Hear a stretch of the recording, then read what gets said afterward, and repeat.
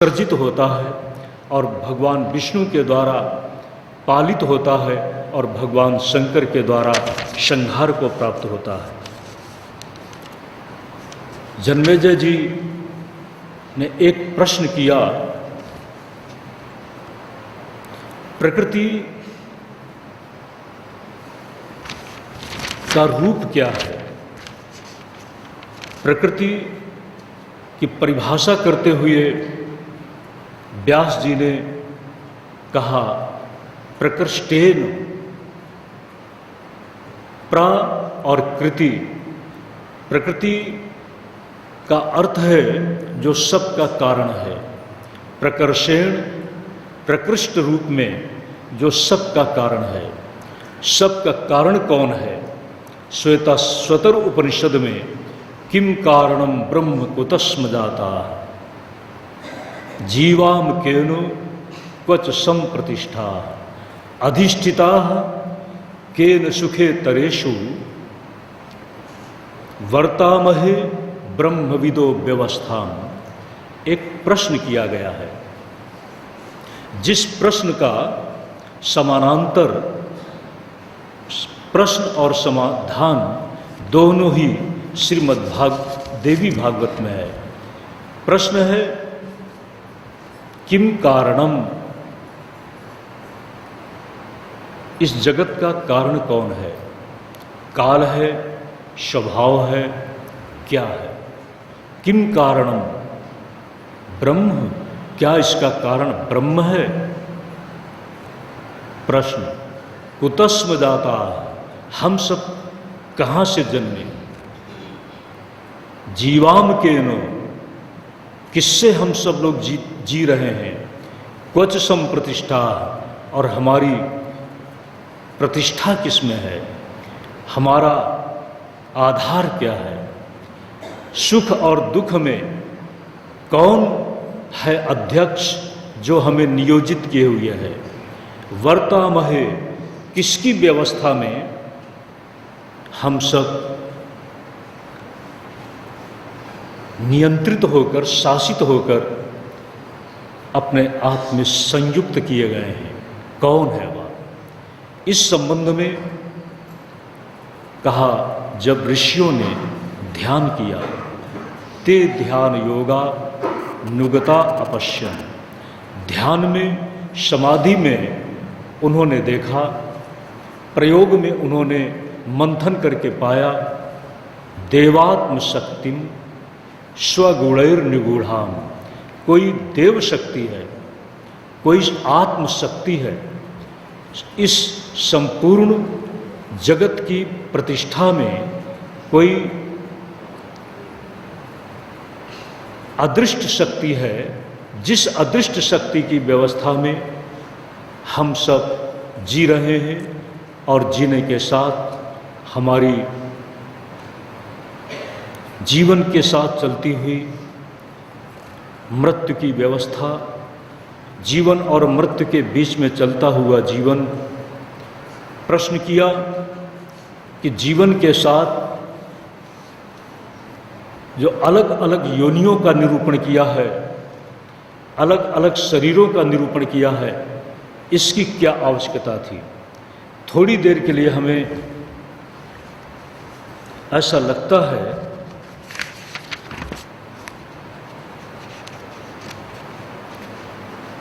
कि मनुष्य तो ठीक है, ये जो भूत प्रेत यक्ष राक्षस और समाज के लिए कलंक रूप जो आसुरी वृत्ति के साथ जुड़े हुए असुर जन, ये सब उस प्रकृति के द्वारा क्यों निर्मित हुए? क्योंकि आगे चल कर आप देखेंगे,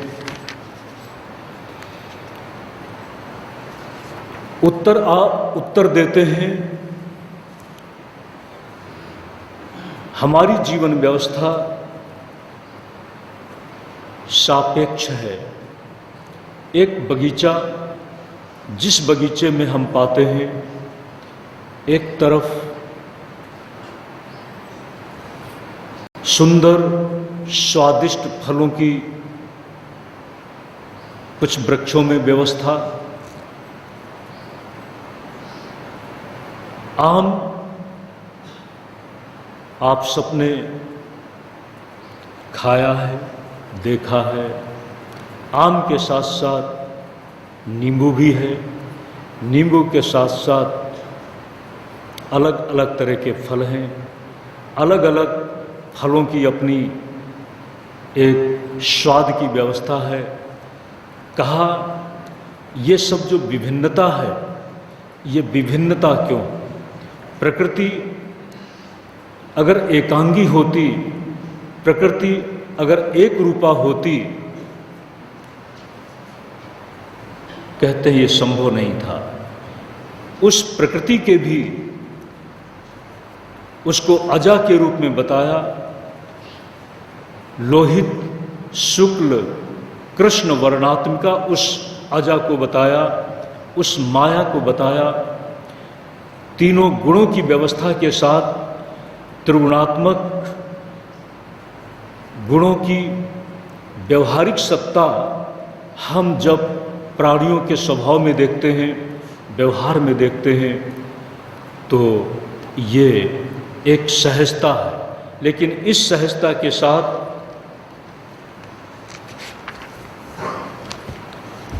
हम एक उत्क्रांति की बात करें। उत्क्रांति मनुष्य लोक से हमने कल्पना की स्वर्ग की। ये मनुष्य लोक से विशेष सुख की जहाँ पर व्यवस्था हो, वह है स्वर्ग की व्यवस्था। उस स्वर्ग की प्राप्ति को हमने एक साधन पाया। यदि व्यक्ति स्वर्ग पाना चाहता है तो स्वर्ग कामो यजेतो, स्वर्ग की कामना से यज्ञ की अपनी विधा है, व्यवस्था है, उसका अनुष्ठान करे। यदि इंद्र पद पाना चाहता है तो 100 अश्वमेध यज्ञों का अनुष्ठान करे। इस तरह से हमने मनुष्य लोक से ऊपर उठकर देवलोक की बात सुनी। देवलोक से भी ऊपर उठकर हमने देवलोक में भी अलग अलग गंधर्व लोक, यक्ष लोक, किन्नर लोक, तरह तरह के लोक लोकांतर की बात सुनी।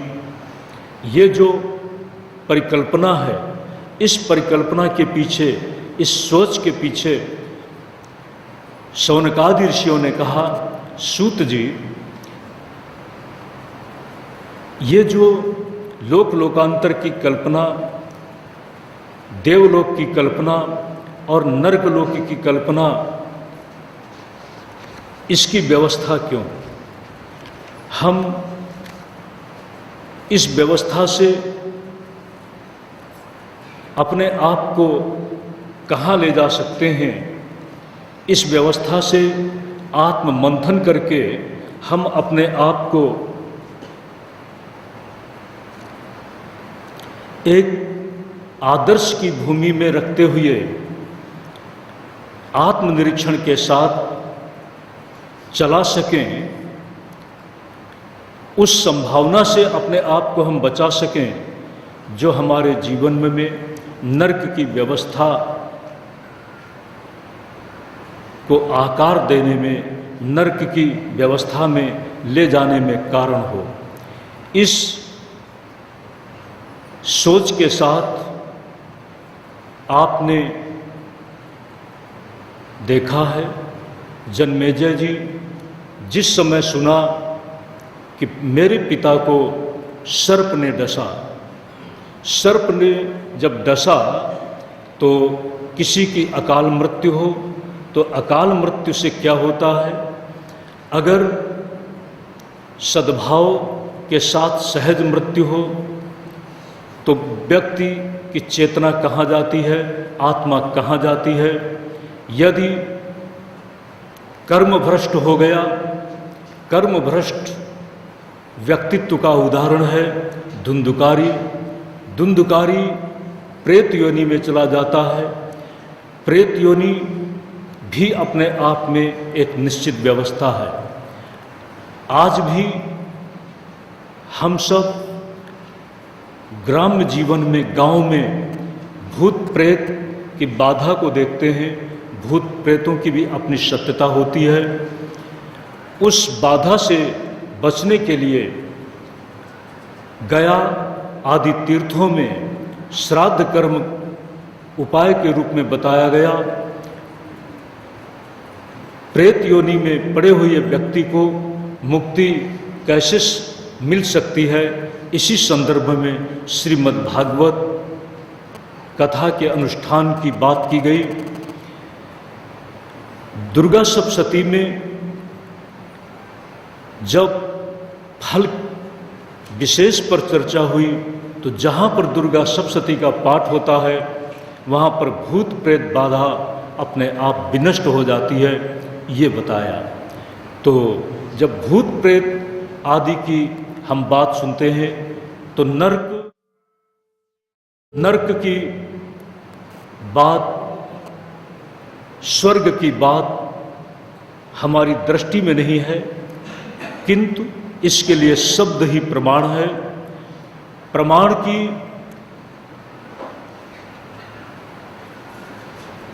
समीक्षा में प्रमाण क्या, जब आप किसी वस्तु को अपनी आँखों से देखते हैं तो ये प्रत्यक्ष प्रमाण है। जब आप अचानक अपने आसपास गर्मी के समय में भी शीतल हवा अनुभव करते हैं, ठंडी का अनुभव करते हैं, तो आप ये अनुमान करते हैं कि कहीं बर्फ गिरी है। बर्फ गिरी है और बर्फ की शीतलता, बर्फ की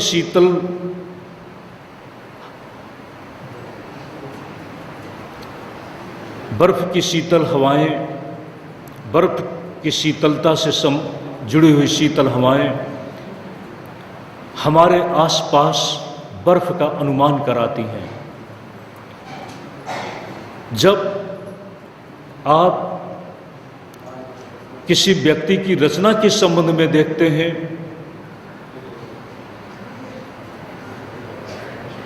इतिहास को आप मानते हैं, किसी रचना को आपने नहीं देखा, हमने नहीं देखा, प्रश्न किया जाता है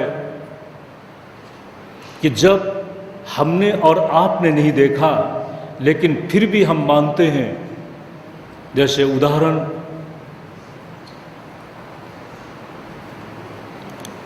भारत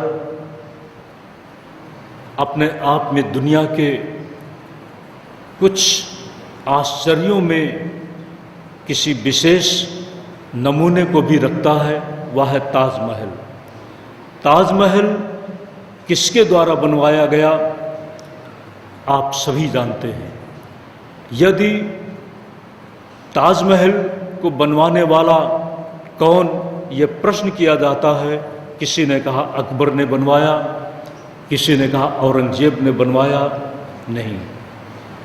कोई उत्तर मिलता है जिस उत्तर के साथ आप सब, हम सब सहमत हो जाते हैं, वह उत्तर है शाहजहां का। प्रश्न है कि शाहजहां ने बनवाया, इस बात को हम कैसे मान लेते हैं। मानने के साथ कोई तर्क वितर्क नहीं रह जाता, सुनिश्चित रूप से हम मान लेते हैं। इसमें प्रमाण क्या है? इसी प्रमाण का नाम है शब्द प्रमाण। इसी तरह से इस संसार के संदर्भ में कहा विश्वस्य कर्ता भुवनस्य गोप्ता। इस संसार का कोई कर्ता है, इस संसार का कर्ता कौन? संसार का एक छोटा सा नमूना, आप मकान देखते हैं, कोई भी मकान अपने आप नहीं बना। कोई भी मकान जब भी बना तो बनाने वाले ने बनाया, लेकिन बनवाने वाले की अपनी आवश्यकता होती है, अपनी ज़रूरत होती है, अपनी उसकी एक पसंद की आकृति होती है। उस पसंद की आकृति के अनुरूप मकान बनता है, किंतु बनाया जाता है। जब एक मकान अपने आप नहीं बन सकता, मकान अपने आप छोटा सा मकान नहीं बन सकता, तो ये संसार अपने आप कैसे बन सकता है। जो लोग परमाणुवादी हैं, परमाणु की संगठित होने की व्यवस्था भी अपने आप में उनकी सहज स्वाभाविक व्यवस्था नहीं, किंतु उसके पीछे भी कोई शक्ति है। इस संसार की जो विविध कर्म की वृत्ति को नियमित करती है, शासित करती है, सात्विक, राजसी और तामसी व्यवस्था। जब कभी तामसी व्यवस्था बढ़ जाती है तो हम तामसी व्यवस्था में कर्म के आदर्श से गिरकर नरक की व्यवस्था अपने आप बनाते हैं, स्वर्ग की व्यवस्था अपने आप बनाते हैं, देवलोक की व्यवस्था अपने आप बनाते हैं। तो यहाँ पर कर्म की भगवान श्री कृष्ण ने मीमांसा करते हुए कहा, उसी मीमांसा को वेदव्यास जो महाभारत के रचयिता हैं, वही वेदव्यास इस श्रीमद् देवी भागवत के रचयिता, महाभारत का ही एक वंश का पक्षधर, परीक्षित जी के पुत्र जन्मेजय अपने पिता के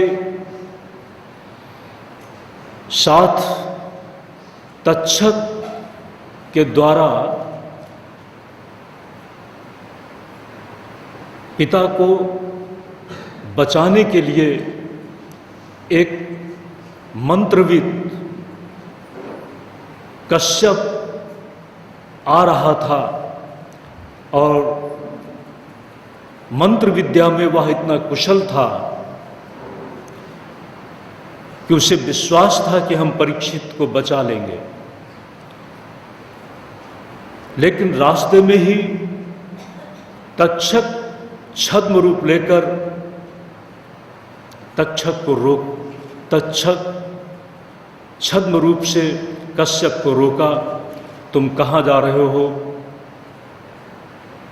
इतनी वेग से, इतनी जल्दी कहाँ है तुम्हें जाने के लिए? कश्यप ने कहा, परीक्षित की मृत्यु तक्षक के डसने से सुनिश्चित हुई है, और मैं उनको बचाने के लिए संकल्प रखता हूँ। मंत्र विद्या के बल से मैं परीक्षित को बचाऊंगा। उस समय तक्षक ने कहा है, मैं तुम्हारी मंत्र विद्या को देखना चाहता हूँ,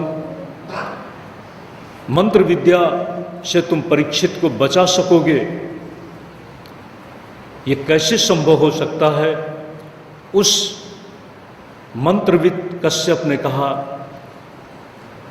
हम प्रयोग दिखा सकते हैं। तक्षक अपने असली रूप में आकर एक वृक्ष को डसता है, और वृक्ष के डसने के साथ ही वह वृक्ष, कहते हैं, विष के प्रभाव से जल जाता है। कश्यप ने अपने मंत्र का प्रयोग किया, अभिमंत्रित जल उस जले हुए वृक्ष पर छोड़ा है, और वह जला हुआ वृक्ष अभिमंत्रित जल छोड़ने के साथ ही जीवंत हो उठा है। जो जल चुका था वह फिर से हरा भरा हो गया। कश्यप की इस मंत्र शक्ति को देखकर तक्षक हतप्रभ रह जाता है। बाद में कहा, कश्यप, तुम परीक्षित को बचाकर क्या चाहते हो? देखो, मृत्यु सुनिश्चित है। परीक्षित